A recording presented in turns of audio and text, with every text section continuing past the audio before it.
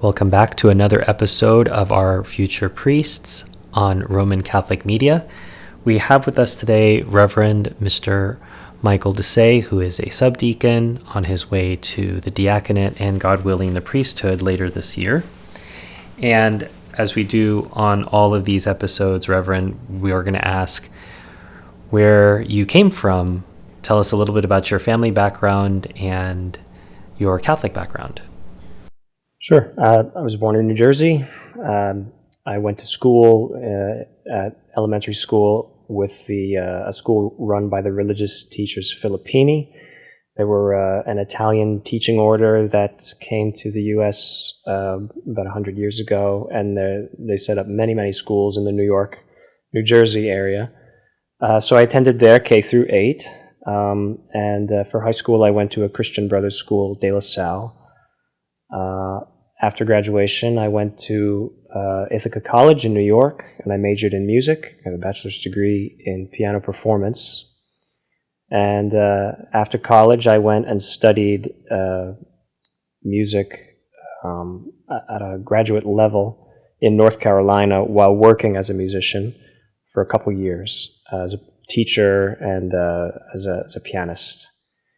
And during that time, I started to become more interested in religion. I started to read some works of saints, and particularly what made a big impact on me was reading St. Augustine's Confessions and The Story of a Soul by St. Therese of Lisieux.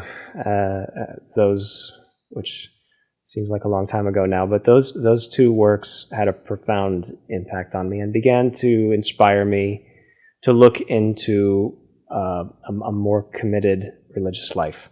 So I did, and I did some investigation into the subject, not having had any involvement in religious life except for the experiences I had as a child with the brothers and with the Filippini sisters. I knew I didn't want to become a Christian brother. I wanted to live a more disciplined life of prayer, contemplation, and I was attracted in particular by the Benedictine rule. I liked the rule of Benedict. I was inspired by its simplicity and its reasonableness, and so I started to look into the Benedictines. And of course, every Benedictine house is different, so you have to.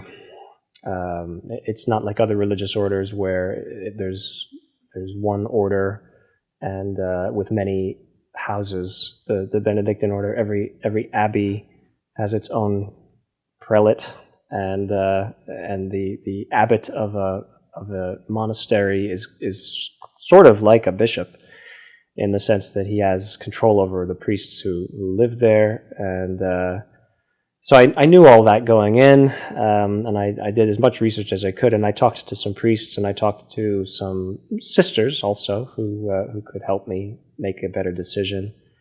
I visited 4 monasteries and eventually settled on one that was in New Jersey, St. Mary's Abbey in Morristown, New Jersey. And I was there for 3.5 years. I did simple vows there, and while I was there, I taught music classes at their high school that they operated. And my 3rd year that I was there, I did theology courses at Seton Hall University. And when I was there, I started to get some exposure to what seminary was like, because Seton Hall has a seminary called Immaculate Conception. And so I was in classes with a lot of other seminarians from New Jersey, and I started to really enjoy the atmosphere there. The classes were very interesting to me. And although I was not a seminarian at the time, I was a graduate student in theology, I began to feel drawn to the priesthood.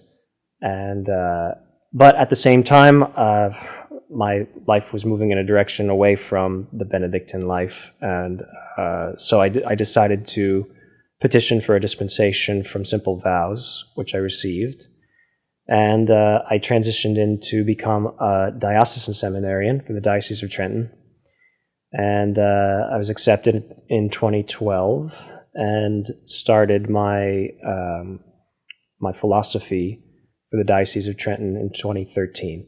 They sent me to Catholic University in Washington, D.C. The seminary there is called Theological College, which is right across the street from the National Shrine. And so I did my philosophy there for 2 years. And then the diocese asked me to change schools to Mount St. Mary's Seminary in Emmitsburg, Maryland, for my theology studies. So I said yes, and I went up to begin theology there. So I finished my seminary training at Mount St. Mary's in Emmitsburg, Maryland, and I was ordained in the Novus Ordo in 2018. 2018, and so you were there 2015 to 2018? I was with the Diocese of Trenton 2012 to 2018. That's right. And then I was ordained in June 2018 and assigned to 2 different parishes during my nearly 3-year stint with the diocese. And I worked as a hospital chaplain at Jersey Shore University Medical Center in Neptune, New Jersey.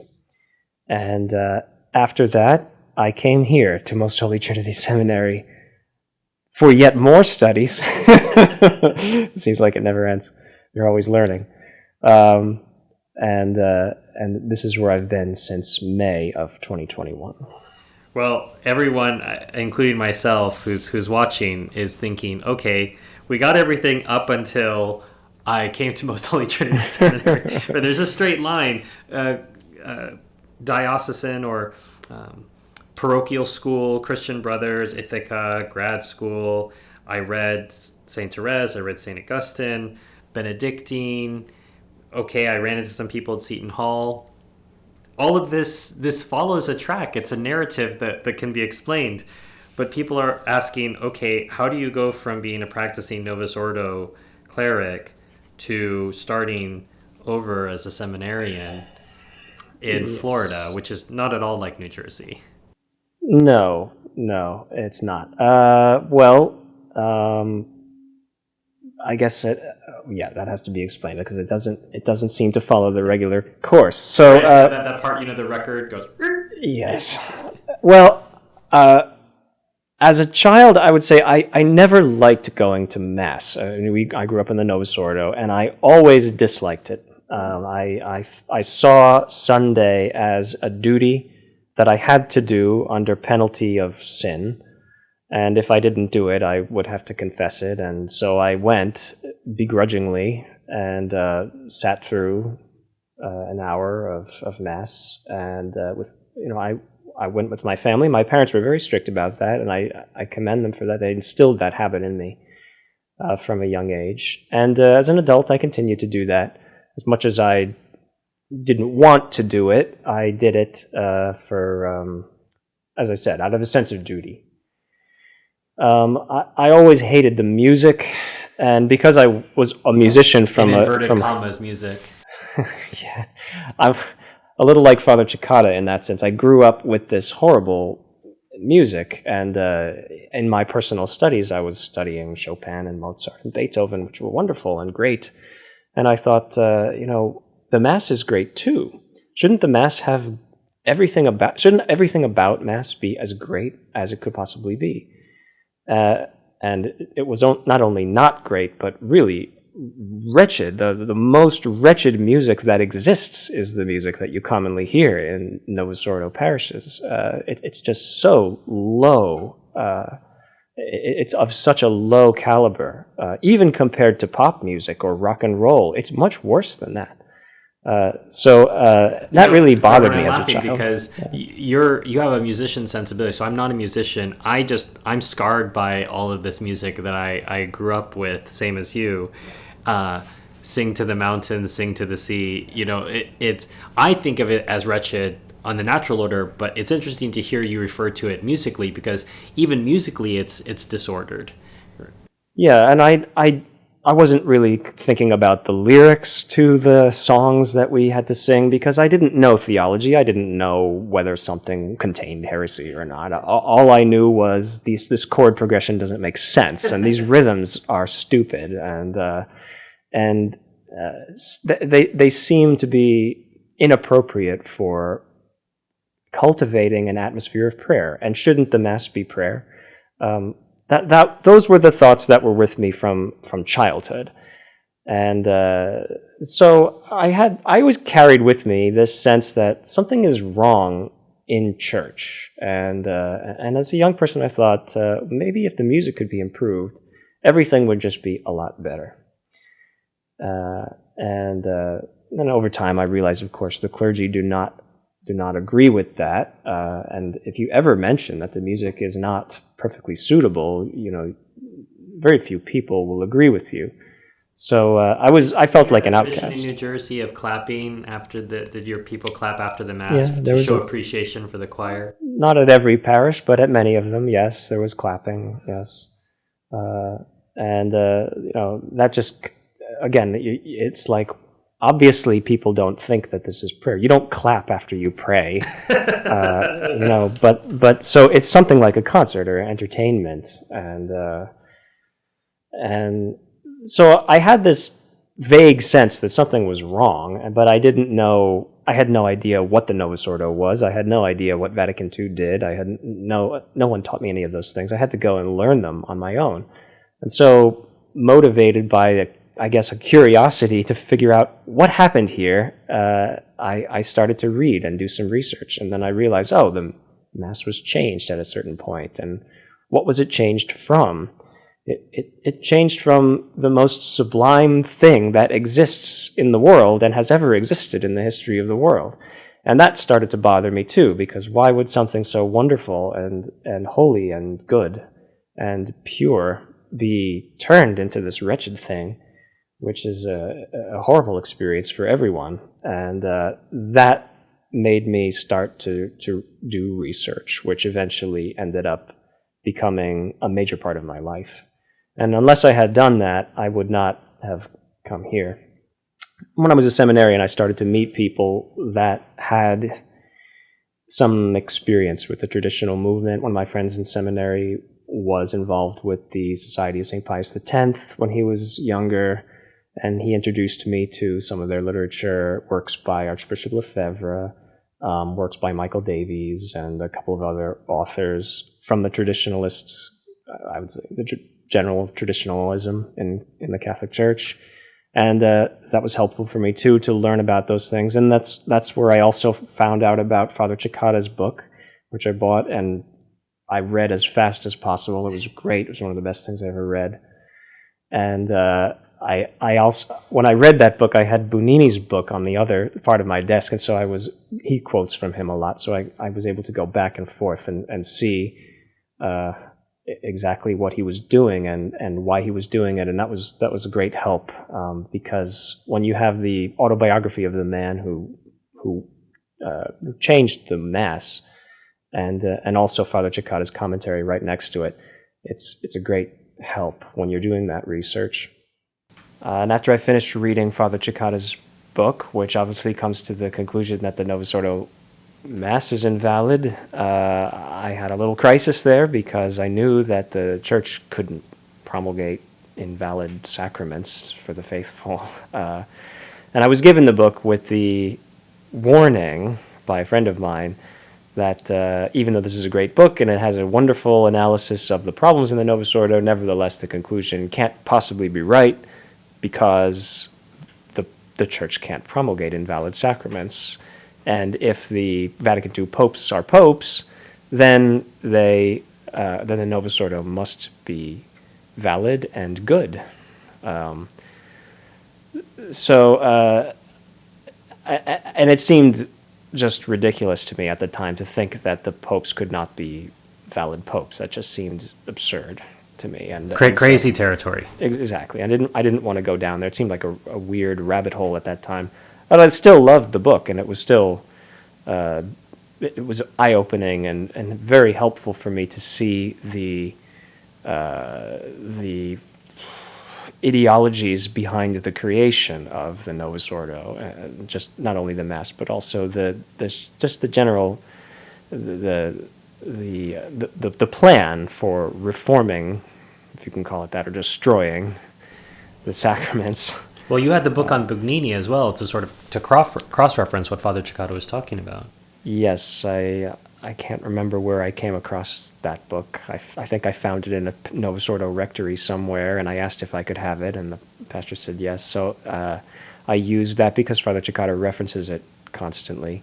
So I was able to use that to cross-reference and see, from the pen of the man who created the Novus Ordo, just exactly what he was thinking, and it all comes together. And Father Cicada does a wonderful job of condensing everything and making it readable and also entertaining. It's true, but the conclusion was unpalatable. I had remembered I had been out of the Novus Ordo for some years at that point, and I thought, is it possible that the Novus Ordo is invalid? And I think you said the friend who handed you the book said, it's a great book, awesome, conclusion's wrong. And it's a hard saying to get to the end of that book, but as you say, it opens the door to the other conclusions. Well, if they could have messed with the Mass, what else did they mess with? And actually, the friend of mine who gave me that book gave me another book to show me why Sedevacantism was wrong. And it was a book called "I Am With You Always" by Michael Davies. And I was interested in that question because Father Cicada's book seemed right. He made good arguments, and he appealed to traditional sacramental theology. And so it was hard for me as a seminarian, not having the necessary training to be able to deeply look into the question. I was troubled by the conclusion. So I read that book also, but I didn't find that book nearly as persuasive as Father Cicada's book. It was a very nice presentation on the indefectibility of the Church and the infallibility of the Church in matters pertaining to faith and morals, but it doesn't address the elephant in the room, which is that the Novus Ordo is a bad mass. How can the Church give you something that's bad, even if it were valid? It's still it's not conducive to prayer, and how can the Church give people something that's bad for them? That doesn't help them to pray, but encourages them to.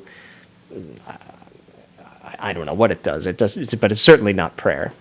Well, because you were in the Novus Ordo and you've seen it yourself. Yeah. It reminds me of this Marx Brothers quote. I think Groucho would say, "Who are you going to believe, me or your lying eyes?" And Michael Davies is making this argument, says, "Well, believe me, don't believe your lying eyes about the realities of the Novus Ordo, even if you've attended, like I did, the Novus Ordo most of my life growing up. That I saw what it did. I saw the problems, and say, oh no, just read this book and it won't be a problem." But thankfully, you were reading better books. So you went on retreat with St. Robert Bellarmine and St. Francis de Sales to help you understand the bigger picture. Ultimately, I needed the popes, the real popes, and the saints, and the councils to help me understand the real nature of the problem. I had this sense that there was something wrong. I didn't like the Novus Ordo. I never liked it. I just thought it was a thing that I had to do because it was my duty to do it, and maybe it was just, I just had problems. Maybe it was something that it was just my fault that I didn't like it or whatever. But yes, I went on retreat, and I always bring something to read when I do my retreats. And this particular time, I happened to bring the Controversy on the Church by St. Robert Bellarmine and the Catholic Controversy by St. Francis de Sales. And I read both of them, and I really, really enjoyed them. And they were so helpful for me to understand what the Church teaches about the Church, which I had never received in Novus Ordo Seminary. I had received an ecclesiology course, which was terrible. I didn't learn anything. And the reason is because ecclesiology, which is this theology of the Church, was the most attacked doctrine at Vatican II. And so in order to keep up that attack, in Novus Ordo seminaries, ecclesiology is generally neglected. And so, I knew that I was missing something there because that course was just a big hole in my formation. So one of my motivations for reading these was, well, since I didn't really cover these things in seminary, better late than never. I might as well do it now. So I bought the books and thought, well, yeah, I'll just do a little bit of continuing formation on my own. But that led me to the realization that if Vatican II and the Novus Ordo truly are promulgations of the Catholic Church, then the Catholic Church has come to an end, because these are universal teachings that contain error, that contain dangerous sacraments and immoral laws. And the Church is protected by the Holy Ghost from feeding the souls in her care with these harmful things.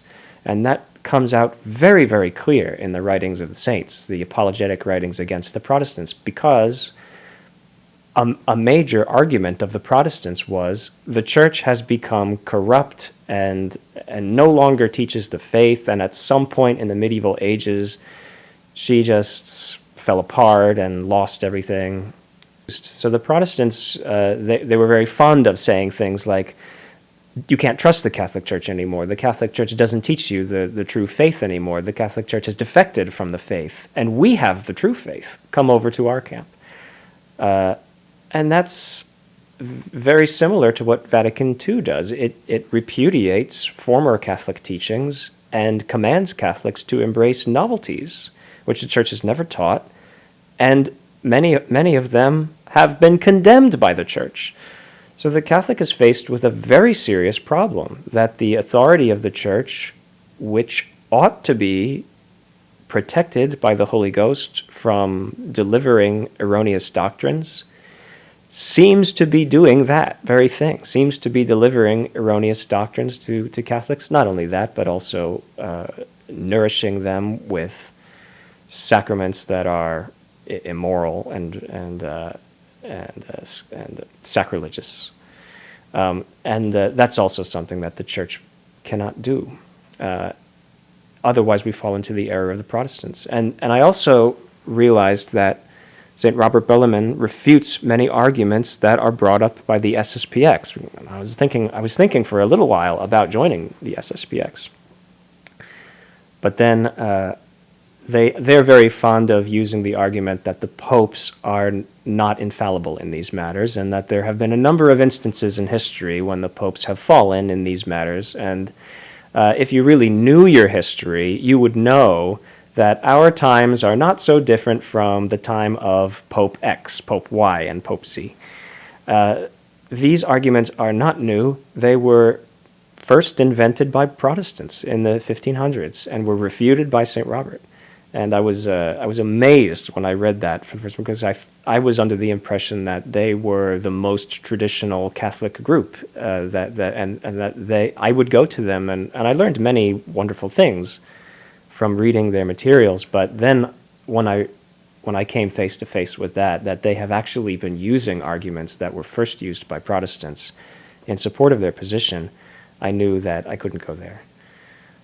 So then I was faced with only one option, which is the Sede position, Sedevacantism, and that was a word that I could hardly even say a year ago, but I knew that I had to do it, and I knew that it was the right thing. It was shocking and it was difficult to accept, but sometimes the truth is shocking and sometimes it is difficult to accept. But it doesn't mean that we should stray from it. We ought to pursue the truth at all costs, and when we have it, we can rejoice in it.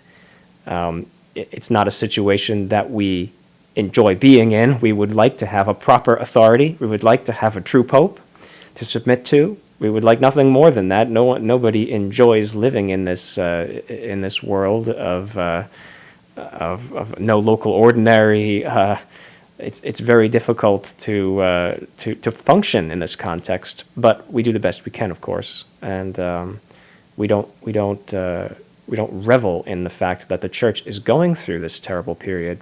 Nevertheless, it doesn't do anybody any good to pretend that things are normal when they're clearly not. So the sooner you come to that realization and accept it, God will never punish you for pursuing what is true. and for doing what is right. You've presented this as somewhat of a detective story in which you keep finding clues that show a larger and larger plot. So first Father Cekada's book, and then reading St. Robert Bellarmine, realizing that obviously you then read Father Cekada's work on Episcopal consecration. And at some point you realize, okay, well, this new Mass thing is going to be a problem, saying the Mass. So when did you stop saying the Novus Ordo? Well, I came to the conclusion of Sedevacantism first. And then in my examination of the position, I came to start reading Father Cekada's other articles, which I was not familiar with. And of course, one of them is the article on Episcopal consecration, which was, in my opinion, even better than his book, Work of Human Hands. It's very good. It crushes all possibility that the Episcopal consecration and the Novus Ordo could possibly be valid. And it's accessible to anyone who has had basic instruction in moral theology and principles of the sacraments. Anyone who's studied St. Thomas's works on the sacraments should be able to access Father Cekada's articles and read them. And I encourage them to do that because it's the best presentation on on Episcopal consecration that exists. So reading that was emotionally very hard because I had been working in the diocese as a priest for nearly 3 years. So that, of course, that came up in my discussions with His Excellency Bishop Sanborn, and he said, we don't really accept your ordination as valid. And I decided, well, even if my ordination were valid, I would still come to Most Holy Trinity Seminary because I knew that I needed a formation in traditional Catholic theology, which I did not have. And so even if I had valid orders, I would still have come here, and I would still be in classes, and I would still submit to whatever rule the seminary had and do my best to try to receive the training that I needed to function as a traditional priest. So at the end of the day, I'd be doing the same thing anyway, and it's actually better because now I can go through the traditional orders, the minor orders, and learn step by step the sacred liturgy from the perspective of someone who is going through the normal course, rather than as a priest learning, for example, how to use a thurible. I don't have to do that. I can study as a seminarian with the seminarians, and so it's been humbling and good for me to have that. And I also realized that I didn't have to pray the divine office every day, which was good because it freed me up a little bit more to do more studies, because really I needed to supplement with my intellectual formation, which was lacking. So that helped too. Well, at least until you became a subdeacon. At least until I became a subdeacon. Yeah.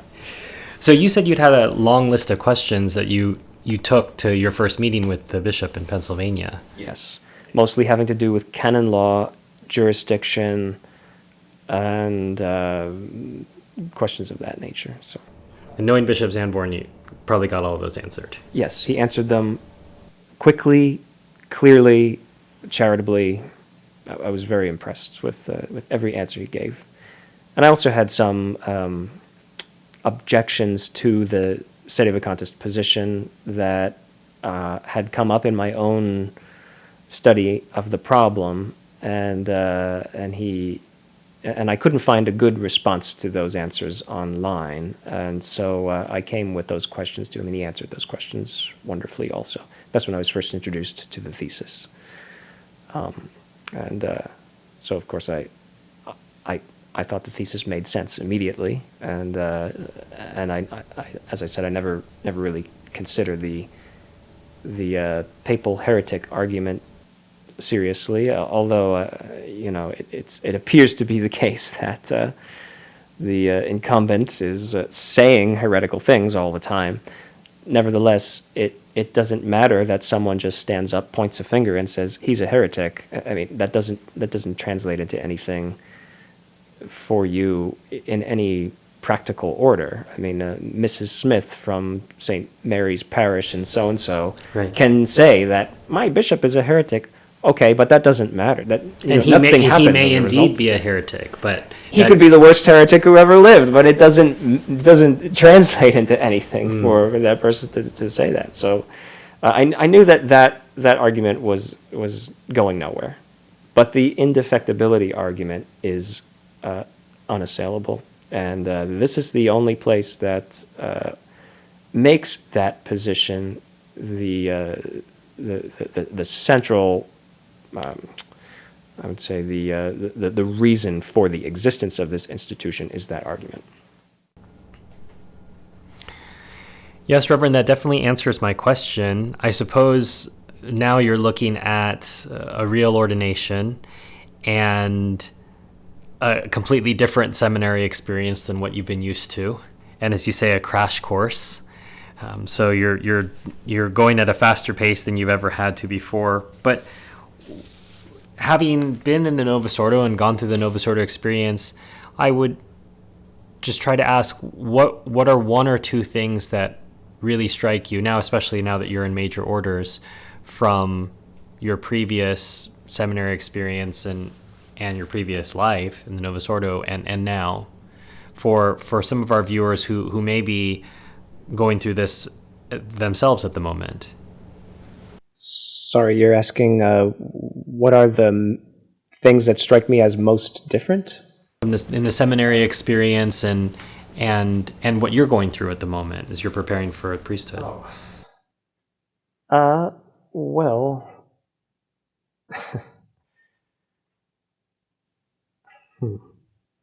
in some ways it's very similar. You have a very structured life. You have time in chapel every day. You have classes every day. You have time for fraternity, socialization. You go to confession regularly. You have a spiritual director. You have recreation. The difference is primarily in the classroom, because in the Novus Ordo, the program of studies is carefully tailored to accommodate itself to Vatican II. So anything that offends Vatican II is not permitted in the classroom, and so. But if it doesn't offend it, then it's perfectly fine. Like, for example, I received a good dose of St. Thomas Aquinas. We read almost the whole Summa in Novus Ordo Seminary, which was wonderful and one of the best experiences of my life, and I'm very thankful for that. It was helpful for me for moral theology, but in other areas like ecclesiology, it was very weak, because that's the area that Vatican II attacks more than anything else, is the theology of the Church. So that course had to be rearranged in such a way that it had really our only materials that we read for that class were written after 1960, 1970. And that was something that struck me too, that whereas in some classes we're reading St. Thomas Aquinas, other classes, the only thing we read is JP2 and Ratzinger, or people associated with them. And, it made me scratch my head and think, someone must have written something about the theology of the Church before JP2 or Ratzinger or Vatican II, but you wouldn't know because they don't teach anything before Vatican II. So, but it's odd, it makes you wonder, why not? Why aren't they teaching St. Robert? Why aren't they teaching the Vatican Council 1870? There's great stuff there, but that's all missing from the formation program. Why aren't they teaching Mystici Corporis, or Mortalium Animos, or Satis Cognitum? None of these things are mentioned in the formation program, and they're wonderful magisterial teachings on the nature of the Church. But why are they missing? Because they contradict Vatican II. And so the effort to preserve Vatican II is very strong. And the academic program will adjust itself as necessary to keep the seminarians from learning what the Church taught before the Vatican II that flies in the face of the doctrines, particularly Unitatis Redintegratio, Lumen Gentium, and Dignitatis Humanae. Those are I would say, the most erroneous of the... Well, and Sacrosanctum Concilium is so offensive to the traditional liturgy, just treats it like trash. Again, that would have to imply that people would read the documents that they're trying to defend. So if they love Vatican II so much, they should actually read the documents and find out how lovable it actually is. We could go on and on for some time, Reverend, talking about these things, but I suppose I want to close with asking, for those viewers who, like yourself, at one point started to look at these things and realize there's this narrative of a horror story, detective story, however you want to frame it, keep looking, what advice would you give them as they look at these matters and suspect maybe something's wrong here in the Novus Ordo? Number one, I would say get your spiritual life in order first. And I know that I would not recommend at this point that people go to Novus Ordo priests, obviously, for confession or anything like that. But you have got to have your spiritual life in order to proceed. You're going to have to do a lot of studying, because the people who created this problem were very, very intelligent, and they knew so much about what the church taught, and they were crafty and clever in the ways that they introduced errors, and the way the Novus Ordo, for example, is put together is very clever. So it's not as though you're dealing with someone who happened to just make a mistake and said something heretical and, oh, whoops, I had a slip up and let's just, look the other way. No, this was carefully planned and the fruit of really decades and more than a century of liberalism encroaching and getting further and further into the church, eventually resulting in this council. It does require a lot of work to come to this conclusion and study, and I know a lot of people don't have the time to devote to it. That's why we're working on the thesis website, to try to condense things and make it easy so that people can understand the nature of the problem without having to read a million books like I did, or many guys here had to do similar things, just an overwhelming amount of research. And it's hard to find the right things to read. You don't know what position the author has. If I were to recommend reading one group of works, I would say read anything written by a pope before 1958. Anything. Use papalencyclicals.net and just take your pick. Anything that, virtually anything written before that will convince you that the way the magisterium operated before then is just radically different from the way it operates now. And compare it with Amoris Laetitia, or compare it with anything by Ratzinger. It's night and day. Read anything by any saint, especially a doctor of the church who writes about the Catholic Church. Because, like I said, the errors of Vatican II mostly concern the nature of the Catholic Church. What is the church? That's what they attacked. And if you don't understand the answer to that, then you won't be able to see how Vatican II is wrong.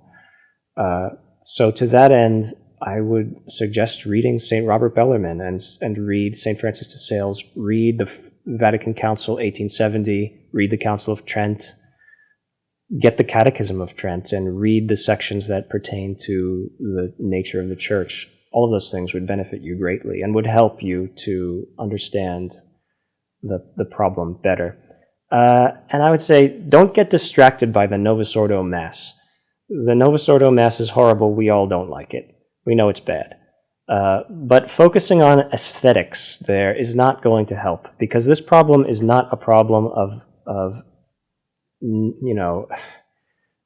nice accoutrements and nice music. Like I had originally thought when I was young, we'll just make the music nice and it'll make the problem go away. The problem is rooted in doctrine. And And so the more we think that we can fix the problem by just making the aesthetic experience better, the more we are just kidding ourselves. The problem in the church is much more serious than that. It shouldn't cause us to worry, because whenever we have the truth, we can rejoice. The picture right now in the church is bad, but this is the way it is, and we don't get to choose what age we live in. We live in the age that God has appointed for us, and He's never going to deny us the graces that we need to work out our own salvation in whatever circumstances we find ourselves. So don't be afraid, even though it looks gloomy. I can assure you, nobody here likes to be a Sedevacantist. We wish that we didn't have to be Sedevacantists. We wish that there were a proper authority in the church. We would be the first ones to submit to and obey a proper authority. But we can't right now. We can't do that because of theological reasons, because we cannot accept an erring church. We cannot accept a church that gives us evil things and commands us to do evil things. That is a position that Catholics cannot hold. So until that day comes, we are in this situation. It's not a good situation, but it is a true situation. And so we can at least rejoice in that fact. Well, I ask all our viewers to keep you in their prayers as you progress towards a truly Catholic ordination and a truly Catholic priesthood. And thank you for your time. Thank you, Stephen.